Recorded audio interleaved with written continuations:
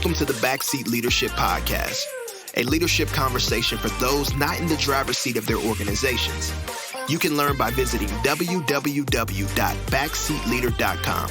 And now, here are the hosts of the Backseat Leadership Podcast, Geoff Kokenauer and Brad Merchant.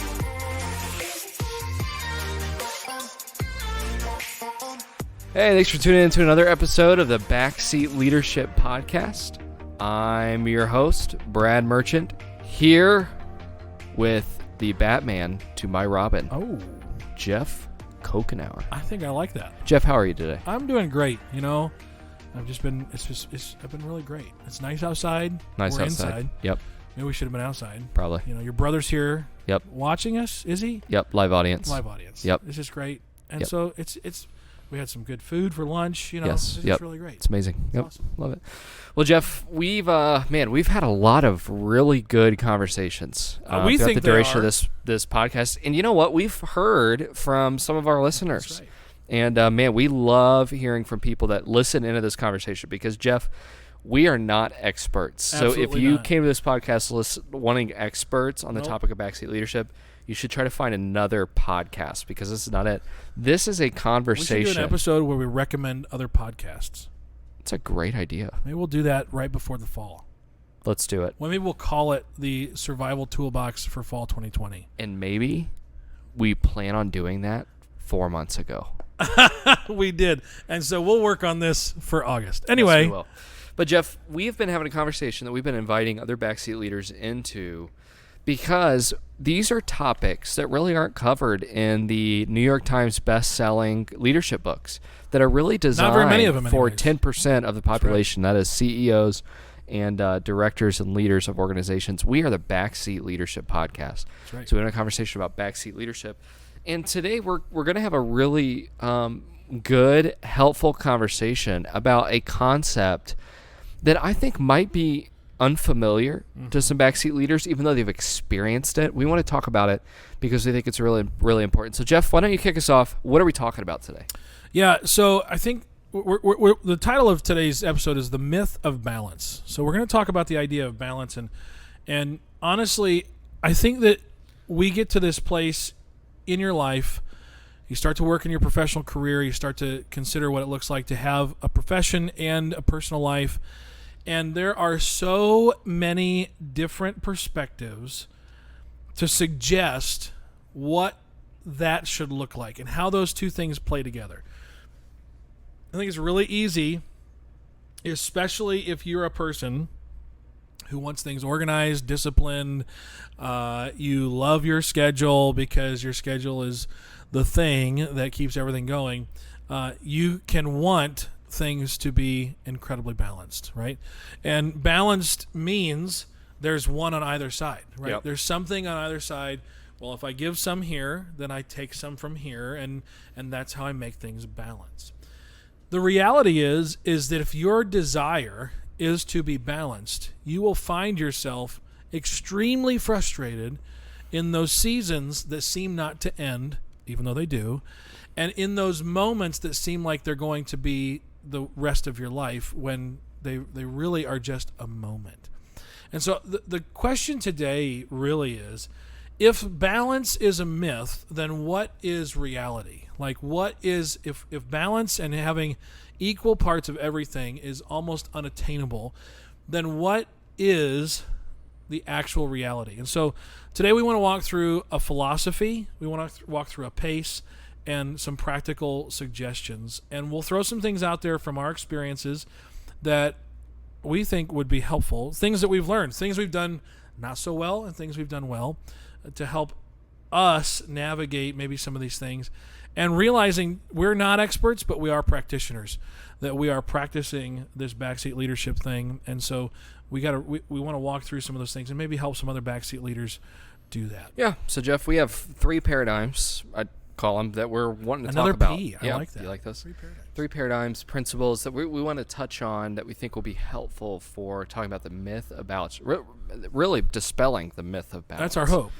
So, Jeff, why don't you kick us off? What is our first paradigm or principle that a backseat leader needs to know? Yeah, so it's really important that we start off with a philosophy, right? And so this philosophy is is the idea, the difference between seasons and strategies, right? So some people, especially I'll be a typecast kind of guy, 7s and 8s on the Enneagram, maybe 3s, are and if you're not sure what the Enneagram is, go back and listen to the Enneagram episodes because it'll give you at least an idea of what those look like. Some of the things that we look at when we talk about this is that there are seasons and there are strategies. And our strategies will help us get through the seasons if they're effective strategies. If your strategy is to just get it done all the time, constantly just get it done, always going for more, get more things done, check off the list, make more things on the list so you can check more things off the list, and make sure that you're like you try to cover everything, you will run yourself into the ground when the heavy seasons come. And guess what? They're on their way, right? If they're not here now, they're coming. If they're here now, hopefully they'll end soon. And we'll talk about that in a second. And so the strategies that we employ will directly will inform us, set us up, change, alter, whatever, how we navigate those seasons.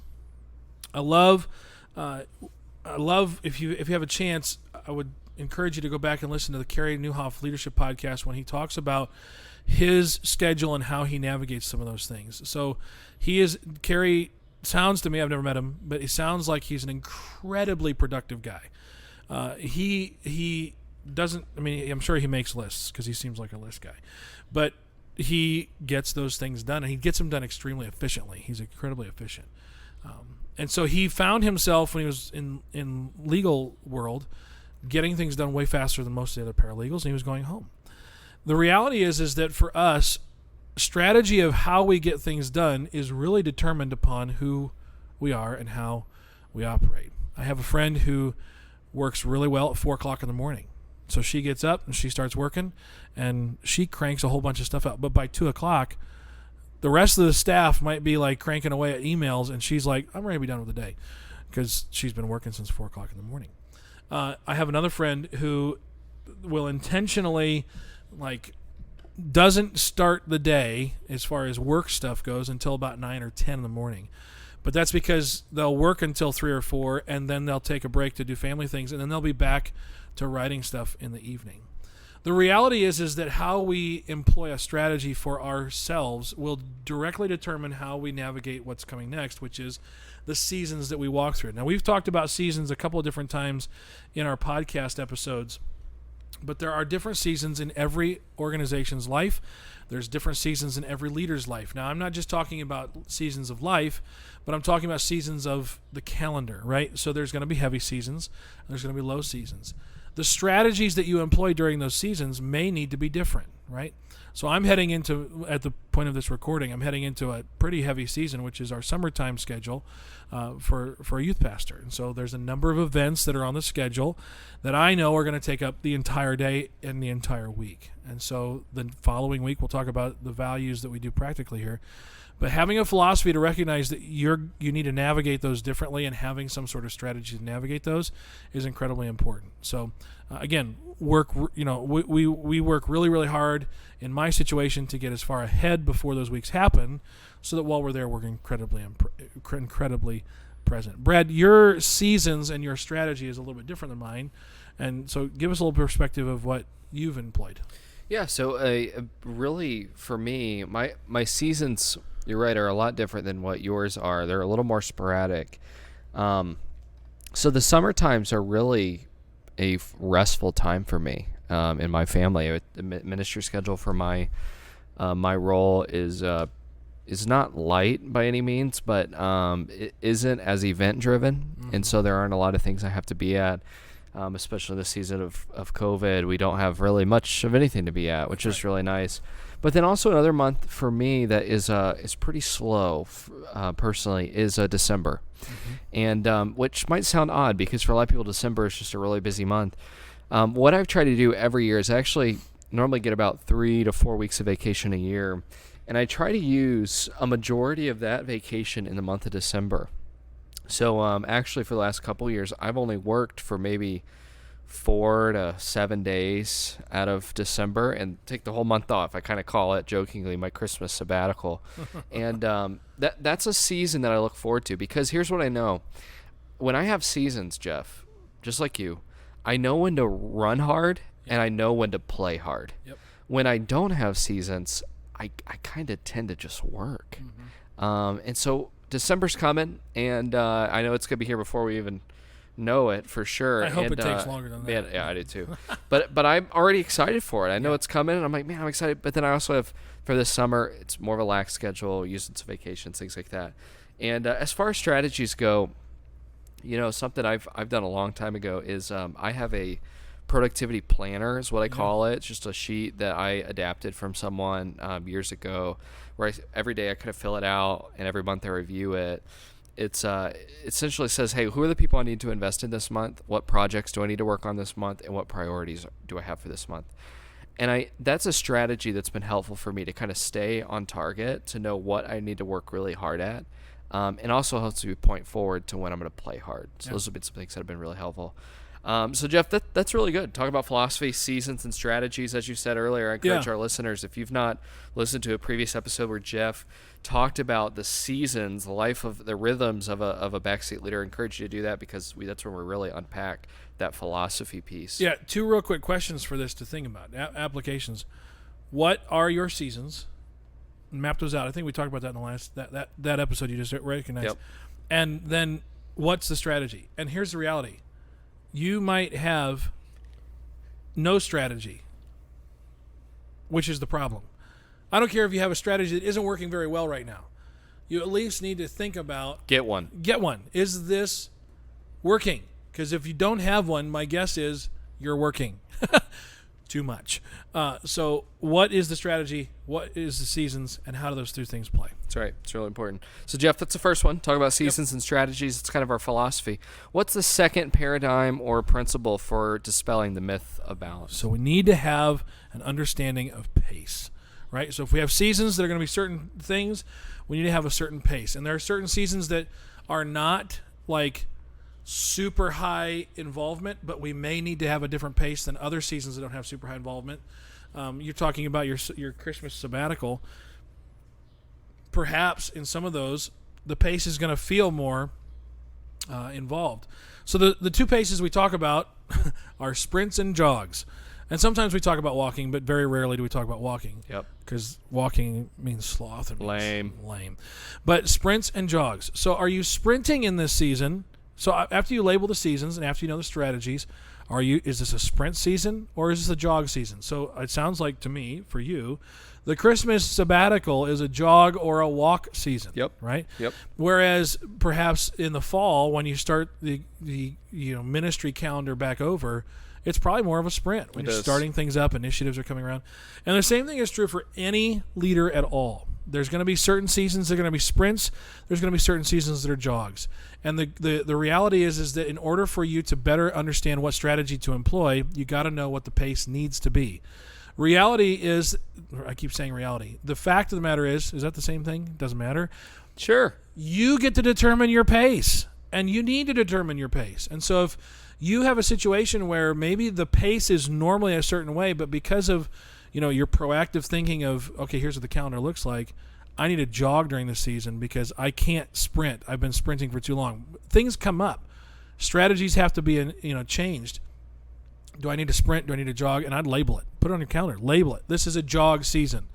So this summer, after we get done with some of our events, there's a 2-week pause for me where it's going to be a jog season, where we're not going to be sprinting. Why? Because I got to get stuff ready for the fall. I need to make sure that we prioritize relationship with my wife, all those things. Though that's going to be a jog season, getting our new house around, all that kind of stuff. So sprints versus jogs, and how are you doing that? And as we end the summer here, we get close to the end of summer with this podcast, we move towards the fall. For a lot of people, that's a restarting of a different season. So it's a great time to reevaluate. Is this a sprint season? Or is this a jog season? Because the reality is if you're in a sprint season, you're going to take care of yourself differently, right? Sprinters train differently than long distance runners, right? Marathon runners train. Now, I don't know anything about what they do because running. I don't want to know. I don't know either. But my wife's a track coach, so I do know that they train differently, right? So there's different ways to train. There's different ways to take care of yourself in the sprints and in the jogs, and it's important to know what the pace is supposed to be in those seasons so that you can employ the strategy that's going to work best for you. That's right. And Geoff, there's a book I read years ago by a guy named Wayne Cordeiro who spoke at the Global Leadership Summit years back. Pretty popular leadership writer. And in his book, Leading on Empty, he says one of the true marks of a veteran surfer is not that he knows how to catch a wave, but that he knows when and how to get off of a wave. And I think that's our point here, that there are times where you need to sprint. You need to ride that wave, and you need to ride it for a little bit longer, and it's going to be tiring. You just know it. But then wisdom says there are times where you need to get off that wave, and you actually need to go back to the shore and rest to be rejuvenated so you can get back out there and do that again. I think that's really important. It takes a lot of wisdom to do that right. It sure does. It's not easy. It sure does. So, Geoff, we talked about philosophy. Yes, sir. We talked about pace. What is the last paradigm and principle that we need to dispel the myth of balance? Yeah, so we talked about philosophy, we talked about pace. There's a practical application of this, right? And it's how we end up managing what we're supposed to manage. And in our case, it's where we put our money. It's where we value our time and our money. And so, like in this conversation, one of the things that we are super passionate about for us, is the value of having what I'll call budgetary vision for vacations and Sabbaths. Okay, explain that. Yeah, so you if you believe that you need to reprioritize, not to get balance, but to get health, right? Because that's the thing. If you push towards balance all the time, I'm going to work as hard as I'm playing, and I'm going to play as hard as I'm working, or whatever it is. Yep. You will find yourself with zero balance because the work season ramps up or the personal season ramps up. And so you have to emphasize certain things so that you can maintain health. We're not talking about balance here. I could care less about balance if you're not healthy. Yep. And so one of the ways that we maintain balance, or not balance, but health in our family, is we put money towards vacation. We put money towards experiences. We've even gone to a little bit of debt in order to do an experience. Sure. Now, you have to be smart about this. Now, I'll give you an example of what was a great and not so great in the same exact experience. Vacation. So we were lucky enough to win a voucher that would basically pay for our flights to anywhere we want to go, and it was in London, and it was on the heels of the biggest week of my summer. So we run a summer camp, and I'm not only in charge of our group, but I kind of help run the camp. And there's 500 campers in this thing, and so there's a lot of things that go into leading up to. And 2 days before that, we had just gotten back from a missions trip to Honduras, and so we were just coming back from leading 30 students through what turned out to be a social, like their political system. We had some issues, so it was a tiring week in Honduras, and then we came back and went to camp. And the day we brought the students back from camp, I jumped in my car, drove back up to Elkhart, picked up my wife, drove to Chicago, a 3-hour drive, got on a plane to fly over to London on the day we brought the kids back from camp. Now, let me just say this. Don't do that. This is not very smart. And let me just tell you, for the first 3 days of that trip to London, we were exhausted. I was exhausted. Yes. I was exhausted. Now, the beauty of it was, like, we spent some coin on that trip, and we got to go to London together, and it was an incredible memory. We got to see you and got to go see some incredible sites at Oxford and C.S. Lewis's home. All those things were incredible. And we loved our time in London, but we paid for it. Not painfully, we joyfully decided that we were going to spend some money towards this trip, and we did, and we prioritized it. The reality is that many of us, and I don't care if you have a week of vacation because your organization doesn't prioritize rest. Different conversation for another time. Yep. I just judged a whole slew of organizations. Yeah, she did. And I'm okay with it. If you have a week of vacation, use it. If you have 2 weeks of vacation, use every hour of it. And the reason is because your mental health, your emotional stability, and your overall personal health is important when it comes to this, and it's worth money. Like if you get a week of vacation, you're probably not making a ton of money, but the reality is it's worth some coin, and you don't have to do things super expensive, but you do have to prioritize it. I don't have any money to give towards a vacation. Yeah, you do. Yeah, you do.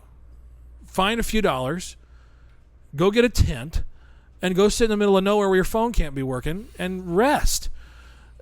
I would hate that, but yes. That is important. And can I just tell you this right now? I didn't do that early on in my career. I didn't. I had a week of vacation, and I did not prioritize that. It wasn't until I said, you know what, I'm doing things to use up my vacation. I'm going to take days off. That my mental health has gotten better, my emotional health has gotten better, and I've been able to value certain things better. So, again, you got to have a budgetary vision for your vacations, for your Sabbath. We've talked about this in previous podcasts about how Sabbath is becoming a thing that's important for us again. And I think it's really, really easy to just push those things off to the side. Yeah. And it's worth your investment. Yes, it is. Yep, absolutely. And I think, we need to be strategic. I think is this what you're getting at? About how we rest. It is possible to have a vacation and then to need a vacation from your vacation because the vacation was not restful. Yeah, totally. Yeah. And I think sometimes, for my wife and I, the best vacations we've ever had have been staycations. That's right. We stay at home. And those aren't expensive. Yeah, in fact, they're free. They're mostly free. It's a secret. And so, yeah, it's been an incredible experience for us to just have a staycation. We stay at home. We turn our phones off. And we enjoy being at home, and we go on walking trails that we haven't been at in a while. We eat at some restaurants that we haven't had in a while. We eat at home and just relax. I mean, it's been enjoyable. And I think that's what takes strategy. Like will this vacation, if I'm spending 15 hours driving and I only have a week, right, is it going to be helpful for me to actually take all of my time on vacation to actually be in a car? Mm-hmm. It's not going to be restful. Mm-hmm. Just questions like that you begin to ask yourself, because it's really important to actually get rest, because you need times of laying down when you've been sprinting and jogging for so long. It's really important. Yeah.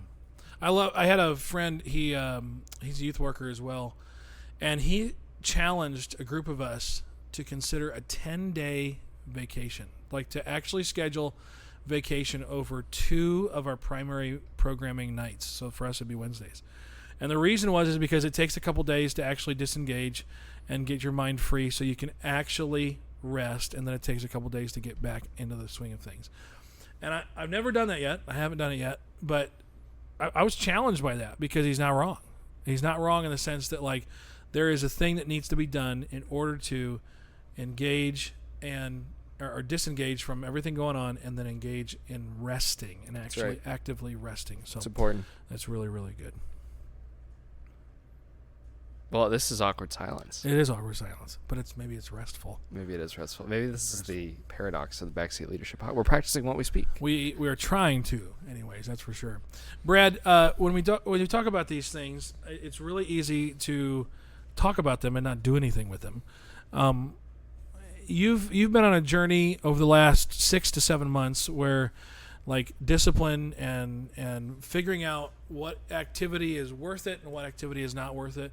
Like, what's been your guiding principle when it comes to how you determine if you should say yes to something and how it affects what you're saying no to?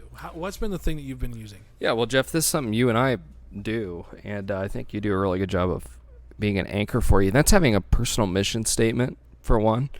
And that's something that I came up with a couple years ago for myself. And, man, when you get asked to do something, it creates another grid for you to decide whether say yes or no.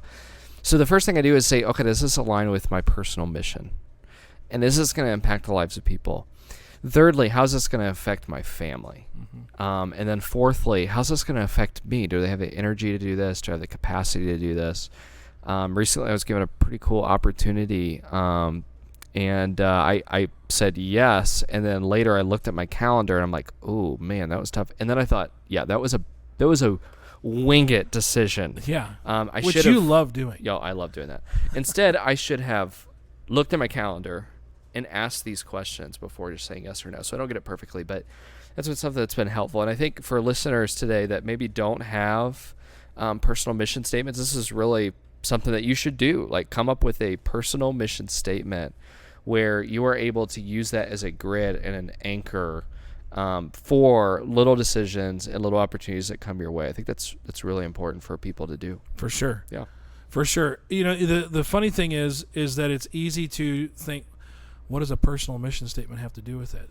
And what does it have to do with creating balance? Well, the reality is that if you don't have a personal mission statement, you will say yes to everything, and you won't say your best yes. That's really what we're trying to get so here. True. You need to be able to say your best yes. The only way to say your best yes is when you're rested, and you're prepared, and you're ready to roll, and you're in that spot where it's not so much that you're balanced, but you know that you're healthy in the areas you want to be healthy in. And so I love that you bring up a personal mission statement so you can say your best yes. Brad, it's your turn for the one thing that you're loving right now, the one leadership thing you're learning right now, the one book you're reading, which you're probably reading like 4, because that's how you do it. By the time that we record this podcast, we produce this podcast, you'll have read 6 more, Probably not. Whatever. Probably not. What's your one thing right now as you think about a helpful resource for our audience to consider? Yeah, Geoff, this is a thing I think as leaders that you and I, we want to learn. And I think one of the things that we talk about often is being lifelong learners. And what that means is learning from other people, right? Love it. And a conversation we're actually going to have on this podcast here pretty soon about the topic of race. Yeah. And how do backseat leaders... how do we navigate this complicated issue? So complicated. Issue. So many different angles. Totally. And so we're going to bring a couple friends that we think are really competent, really excited to feature them on the show. And as a result of me just trying to learn myself and journey that we're both on, honestly, together, Geoff, is a book by Jamar Tisby called The Color of Compromise. Yeah. And just helps us think about racial harmony and racial equality in our country and the implications for a leader. I don't agree with everything in the book, for sure. However, it is a book that has been helpful and eye-opening, and I'd recommend it to our listeners. If you're wanting to figure out, hey, man, how do I navigate our current cultural crisis and everything that's popping up on my Twitter feed and the news. I should go to Facebook and learn from there, right? Yeah, no kidding. Yeah, please don't. Go to Amazon and pick up The Color of Compromise by Jamar Tisby. A really good book. Really, really helpful. I'd recommend it. Yeah, I've seen it recommended in a couple different places as we've kind of been journeying through this conversation. Of course, you and I have had many conversations, and we are very. Here's the thing: is that like as 2 white dudes who are really just journeying through this, and in a situation where I feel like there's a huge openness to this conversation, navigating how we interact with our own not racist, but our naive and maybe unintentional ignorance. More resources like The Color Compromise are going to be super helpful for us, and really easy to access now that there's more and more ways to jump on and see what these things, whether it's ordering the book or listening to the book. Yeah, I would totally absolutely recommend that. Yeah, we are looking forward to that conversation. Maybe apprehensively, also just so needed. And there's a reason, if we can just speak to it, that we haven't just said, all right, let's go record this thing really, really fast and let's get it out there right now, like in the midst of everything. One of the things I think that we've recognized very, very obviously is we don't know a whole lot of what we don't know.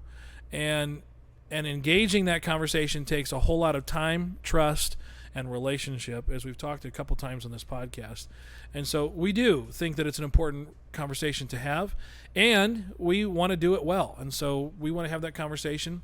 We would love it if you could send us some questions. If you have questions about that, the race conversation in our country and how those things work together, we'd love to have that conversation with you, as we would any other conversation. Yeah, that's right. And there's easy ways to get a hold of us for that. We'd love to interact with you on social media at Backseat Leader on all the socials, or at thebackseatleader.com.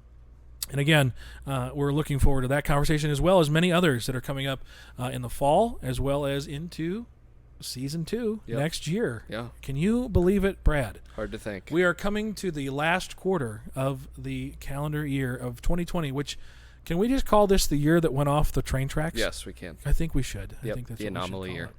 The anomaly year. Yeah. Well, Geoff, this has been good. This has been a good episode. I think a lot of us have just even hearing this conversation, hopefully we'll understand that the idea of balance is a myth, and that there are things that we need to put in place in our life as backseat leaders, not only to just survive in our leadership, but to thrive. And so appreciate you sharing all that. Once again, as Geoff said, man, if this is your first time listening to the episode, so glad that you're listening. Yeah. Ask you that you subscribe, like it, share it, tweet it, fly it out, put it on a pigeon, and send it to your family members. If that's even possible. That's probably not. I would love to put something on a pigeon. Would love that. Totally. That's great. We're not going to edit that. We're not going to edit that. Totally. So thank you for listening to the Backseat Leadership Podcast. Signing off. Geoff, any last words? We'll see you next time. See you next time, guys. Thanks for listening to the Backseat Leadership Podcast. If you enjoyed today's episode, subscribe and leave a review to help other backseat leaders join the conversation. For more information, visit www.backseatleader.com.